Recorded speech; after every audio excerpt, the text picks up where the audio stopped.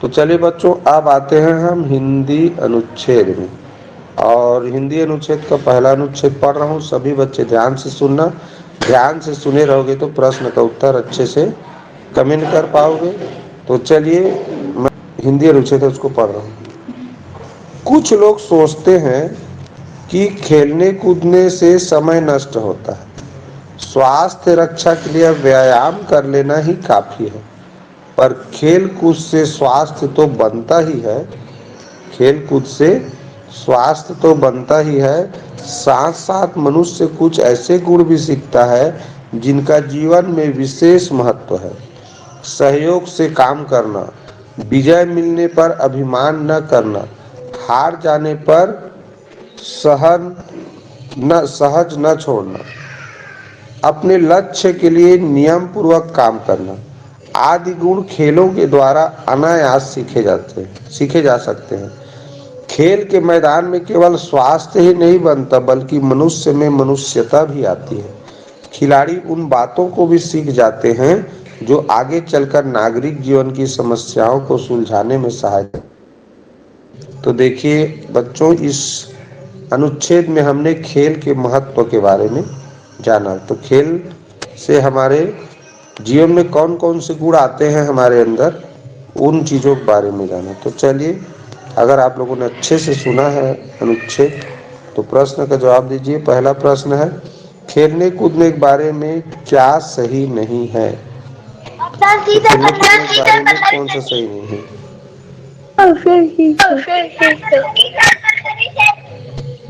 क्या ऑप्शन? ठीक, option C बिल्कुल सही जवाब है बच्चों। इसके कारण मनुष्य का शारीरिक विकास रुक जाता है, ऐसा कहीं पर भी नहीं लिखा है। जबकि खेलने कूदने से मनुष्य का शारीरिक विकास होता है। शारीरिक विकास का अर्थ होता है बच्चों, आप लोग जब खेलते कूदते हो ना, जो बच्चा बढ़िया खेलता कूदता है उसका शरीर यानी जो लंबाई है, हाइट है, वो अच्छा बनता है, जल्दी बड़ा होता है। ठीक है, यानी शरीर का विकास होता है, माने शरीर बढ़ता है। मान लो हाइट में कहें या पतला मोटा में कहें, पतला है वो बढ़िया मोटा होगा और हाइट भी बढ़ेगा। तो ये शारीरिक। और चलिए 62 नंबर का प्रश्न देखो, खेल कूद से मनुष्य का खाली स्थान बनता है, क्या बनता है?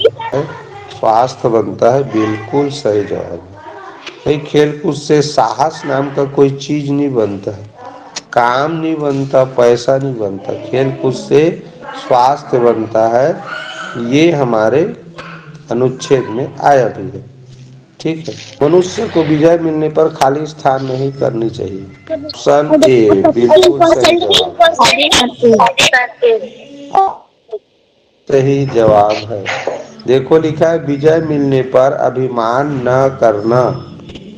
विजय मिलने पर अभिमान न करना, अभिमान का अर्थ यहाँ घमंड। अभिमान का एक पर्यायवाची ले सकते हैं बच्चों, घमंड।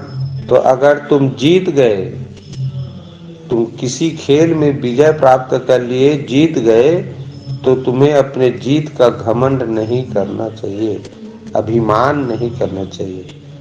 चलो 64 नंबर का प्रश्न, गुण का यहाँ विलोम खाली स्थान है। ऑप्शन ए बिल्कुल सही जवाब है, ऑप्शन नंबर गुण ए का सर। होता है अवगुण। प्रश्न क्रमांक 65 अनुच्छेद में प्रयुक्त अनायास का अर्थ है।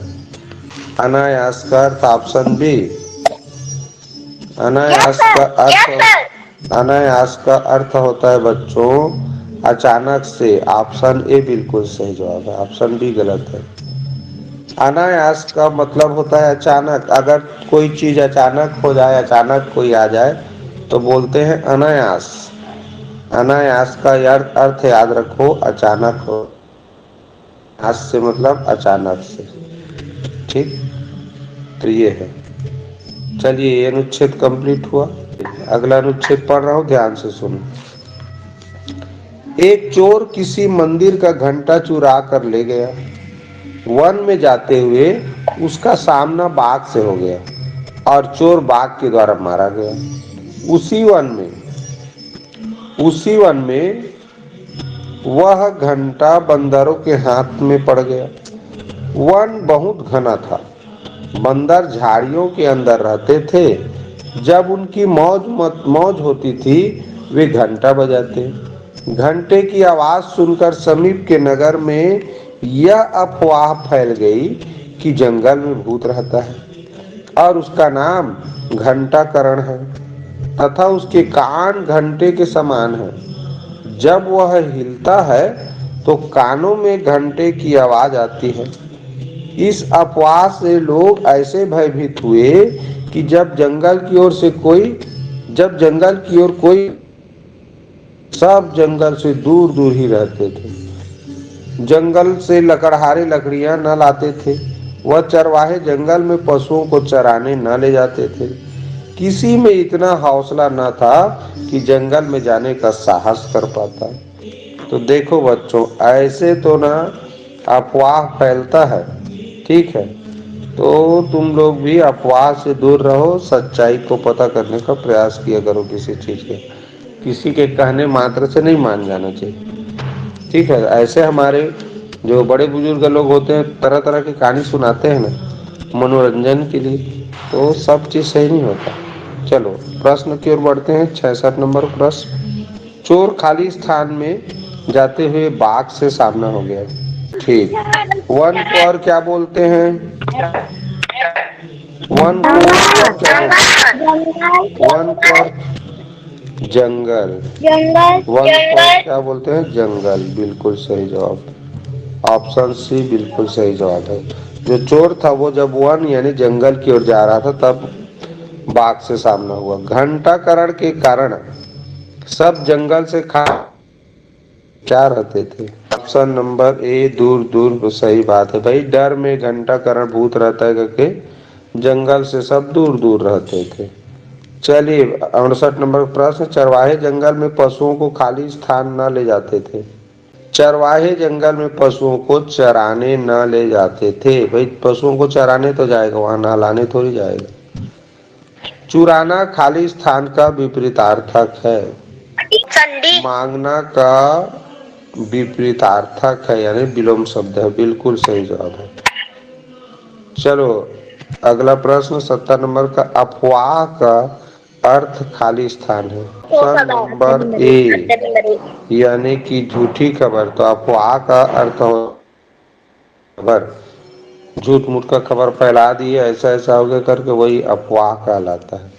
बिल्कुल सही जवाब दिए हो। चलिए आते हैं अनुच्छेद क्रमांक 3 में। क्या लिखा है देखिए। कबड्डी भारत का प्राचीन खेल है। इसे खुले एवं समतल स्थान में खेला जाता है। दुनिया भर में cricket, hockey, football, lawn tennis, शतरंज जैसे अनेक लोकप्रिय खेल खेले जाते हैं। फिर भी इनमें कबड्डी का अपना एक अलग स्थान है। गरीब से गरीब आदमी भी कबड्डी के खेल का आनंद उठा सकता है। कबड्डी खेलने से लाभ भी बहुत होते हैं। इसे खेलने से शरीर की मांसपेशियां मजबूत होती हैं और व्यक्ति स्वस्थ बना रहता है। भारत तथा इसके पड़ोसी देशों में कबड्डी के खेल का महत्व बढ़ रहा है। एशियाई खेलों में कबड्डी का खेल भी शामिल है। भारत इस खेल में अब तक सबसे आगे बना हुआ है। हमारे गांव में यह खेल आज भी लोकप्रिय है। सही बात है। चलो प्रश्न का उत्तर दो। कबड्डी खेलने से व्यक्ति खाली स्थान रहता है। क्या रहता है? जी रहेगा जी। कबड्डी खेलने से व्यक्ति स्वस्थ रहता है। 72 नंबर का प्रश्न देखो। गरीब से गरीब आदमी भी इसका आनंद उठा सकता है। कबड्डी का बिल्कुल सही यहाँ लिखा हुआ है। देखो गरीब से गरीब आदमी भी कबड्डी खेल का आनंद उठा सकता है। चलिए 73 नंबर का प्रश्न देखें। कबड्डी का खेल खाली स्थान खेलों में शामिल है। कौन सा खेलों में? खेलों में। देखो यहाँ लिखा भी है, यहाँ ध्यान से देखो, एशियाई खेलों में कबड्डी का खेल भी शामिल है। तो यही उत्तर होगा। चलो ध्यान से देखो। आनंद खाली स्थान का पर्यायवाची नहीं है कह रहा है। किसका पर्यायवाची नहीं है? आनंद का पर्यायवाची हर्ष है, खुशी है, प्रसन्नता है। लेकिन शोक आनंद का पर्यायवाची नहीं है, ये तो विपरीतार्थक शब्द है। आनंद का विपरीतार्थक शब्द शोक होता है, तो ये आनंद का पर्यायवाची शोक नहीं है। 75 नंबर का प्रश्न, लोकप्रिय शब्द खाली स्थान है, क्या शब्द है लोकप्रिय? ऑप्शन ए सही होगा जी। ऑप्शन ए विशेषण तो है जी लोकप्रिय जी। अब इसमें देखो, जैसे मैं कहूं कि राम लोकप्रिय है, राम लोकप्रिय है कहूं, तो राम एक संज्ञा है, उस संज्ञा के बारे में बता रहा है कि वो कैसा है, तो लोकप्रिय है। तो किसी भी संज्ञा या सर्वनाम के की विशेषता बताने के लिए, किसी भी संज्ञा या सर्वनाम की विशेषता बताने के लिए हम ये लोकप्रिय शब्द का उपयोग करते हैं जी। ठीक है, हमारे गांव का टेलर बहुत लोकप्रिय है, नेता बहुत लोकप्रिय है। ऐसे करके कोई नेता लोकप्रिय, कोई आदमी लोकप्रिय हो सकता है, कोई खेल लोकप्रिय हो सकता है। तो कबड्डी एक खेल का नाम है और एक कबड्डी का खेल लोकप्रिय है। तो नाम है मतलब एक खेल का नाम को ही तो संज्ञा बोलते हैं। तो संज्ञा की विशेषता बता रहा है लोकप्रिय शब्द, तो विशेषण हुआ ना। अंतिम अनुच्छेद थोड़ा जल्दी जल्दी पढ़ते हैं। दीना ने 1000 रुपये गिन कर टोपी पर रख दिए, एक रुमाल में रोटियां रखी, पानी की बोतल ली और एक कुदाल भी ले लिया। वह धोती कसकर आस्तीने चढ़ाकर चलने को तैयार हो गया। पहले वह यह तय नहीं कर पा रहा था कि किस दिशा में चला जाए। पूर्व दिशा में सूर्य निकल रहा था, वह अपना समय नष्ट नहीं करना चाहता था, बस पूर्व दिशा की ओर चल पड़ा। 1 किलोमीटर चलने के बाद उसके शरीर में फुर्ती आ गई और वह तेज चाल से चलने लगा।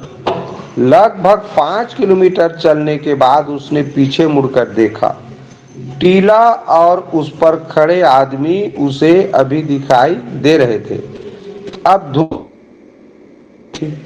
उसे खाने की याद आई पर उसने खाना नहीं खाया। उसे तो बस आगे बढ़ने की धुन सवार थी। उसने अपने जूतों को उतार कर हाथ में ले लिया और तेजी से आगे चलने लगा। तो इस तरह अनुच्छेद खत्म बच्चों। प्रश्न पहला यानी कि 76 नंबर प्रश्न देखते हैं। दीना ने अपने साथ खाली स्थान ली, क्या ली? कपड़े, टोपी, रोटियां, पानी की बोतल, जूते। यहाँ लिखा तो है कि एक रुमाल में रोटियां रखी, पानी की बोतल ली, तो रोटियां और पानी की बोतल होगा और उसको रुमाल में रखा उसने। ऑप्शन सी बिल्कुल सही जवाब। प्रश्न क्रमांक 77, दीना पूर्व दिशा खाली स्थान चल पड़ा। पूर्व दिशा के सामने चल पड़ा, की ओर चल पड़ा, बिल्कुल सही लिखा है। यहाँ देखो लिखा है किस दिशा, तो पूर्व दिशा में सूर्य निकल रहा था, वह अपना समय नष्ट नहीं करना चाहता था, वह पूर्व दिशा की ओर चल पड़ा। तो ये की ओर चल पड़ा लिखा हुआ है। 78 नंबर देखो, 1 किलोमीटर चलने के बाद दीना में खाली स्थान आ गई, क्या आ गई? फुर्ती आ गई उसके अंदर, बिल्कुल सही जवाब इसमें लिखा भी है। यहाँ पर देख लो, 1 किलोमीटर चलने के बाद उसके शरीर में फुर्ती आ गई। प्रश्न क्रमांक 79 ले लिया क्रिया का काल है, कौन सा काल होगा 79? तो ये ले लिया भूतकाल होगा, बिल्कुल सही जवाब। अगला देखें, तय करना खाली स्थान का पर्यायवाची निर्णय करना होता है, बिल्कुल सही जवाब है। तय करना माने निर्णय करना होता है। ये बताओ बच्चों, इसमें एक शब्द आया है आस्तीने चढ़ाकर चलने को वह तैयार हो गया है। आस्तीने किसको बोलते हैं? अरे यहाँ पर देखो, फूल जब शर्ट पहनते हैं तो यहाँ पर बटन लगाते हैं, पता है ना, ऐसे चौड़ा पट्टी होता है, बकरा में लगा होता है, वहाँ लगा होता है ना। शर्ट पहनते हैं तो जो बटन लगा होता है फुल शर्ट में, वो चौड़ा जो पट्टी होता है बकरा में लगा रहता है, उसी को बोलते हैं आस्तीन। तो उसको ऐसे देखना, कई लोग ऐसे मोड़ लेते हैं, मोड़ के ऊपर चढ़ाए रहते हैं ना, यहाँ पर ऐसे चढ़ा लेते हैं मोड़ के, तो इसी को इसी को आस्तीन बोलते हैं, जिसमें बकरम लगा रहता है, बटन लगा रहता है। तो उसने क्या किया, वो आस्तीन को ऐसे ऊपर तरफ थोड़ा मोड़ लिया। ठीक है, तो ये आस्तीन शब्द आया है। तो आज से समझ जाना आस्तीन क्या होता है। आस्तीन के सांप भी एक आता है, मुहावरा होता है एक, आस्तीन के सांप। तो आस्तीन के सांप मतलब आस्तीन चूंकि हमारे हाथों में होता है, करीब होता है, तो जो अपने नजदीक का जो सबसे बड़ा दुश्मन हो समझो, कोई मित्र है, एकदम नजदीक रिश्तेदार है, अगर वो हमारा दुश्मन है तो वो आस्तीन का सांप कहलाता है, जो हमेशा साथ में रहता है। और वो कहीं दुश्मन निकल गया तो उसी को बोलते हैं आस्तीन का सांप। एक तो आस्तीन बच्चों आज से समझ लेना। आस्तीन यानी वो जो हमारे फूल के बीज में जिसमें बटन लगा रहता है, बकरम लगा रहता है, उसको मोड़ते हैं, कभी कभी गर्मी लगता है तो ऊपर की ओर, तो वही आस्तीन, उसी को आस्तीन बोला जाता है। और इस अनुच्छेद में किसी को कुछ पूछना है? नहीं नहीं सर। चलिए, तो बच्चों आज का ऑनलाइन क्लास यहीं पर विराम देते हैं।